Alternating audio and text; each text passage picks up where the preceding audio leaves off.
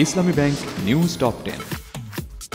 রাজধানীর বনানীতে 22 তলা এফএ টাওয়ারে ভয়াবহ আগুন, ভেতরে আটকা পড়েছেন অনেকেই, তার বেয়ে নামতে গিয়ে বেশ কয়েকজন আহত। সড়ক দুর্ঘটনায় চট্টগ্রাম, মাদারীপুর এবং যশোরে নারী শিশু সহ অন্তত 20 জন নিহত, অন্তত 70 জন আহত। নিরপরাধীকে হয়রানি নয়, প্রকৃত অন্যায়কারী যেই হোক ব্যবস্থা নেওয়ার নির্দেশ প্রধানমন্ত্রী শেখ হাসিনার। জানালেন, শান্তিপূর্ণ পরিবেশের কারণে আসছে প্রচুর বিনিয়োগের প্রস্তাব।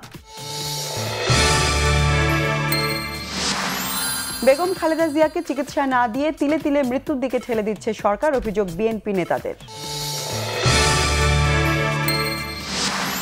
মানবতা বিরোধী অপরাধের মামলায় নেত্রকোনার পলাতক 5 রাজাকারকে মৃত্যুদণ্ড দিয়েছে আন্তর্জাতিক অপরাধ ট্রাইব্যুনাল।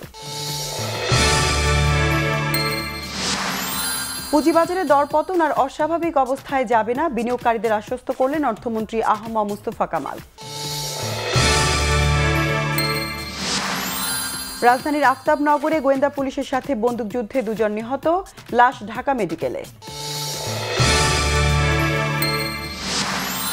ভিসির পদত্যাগ সহ 10 দফা দাবিতে আন্দোলনের জেরে বরিশাল বিশ্ববিদ্যালয় অনির্দিষ্টকালের জন্য বন্ধ ঘোষণা, বিকেল 5টার মধ্যে হল ছাড়ার নির্দেশ।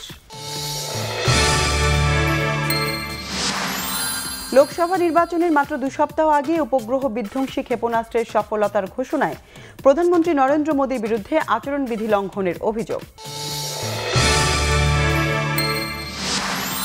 কিংস ইলেভেন পাঞ্জাবকে হারিয়ে আইপিএল সিজন 12-এ দ্বিতীয় জয় পেয়েছে কলকাতা নাইট রাইডার্স।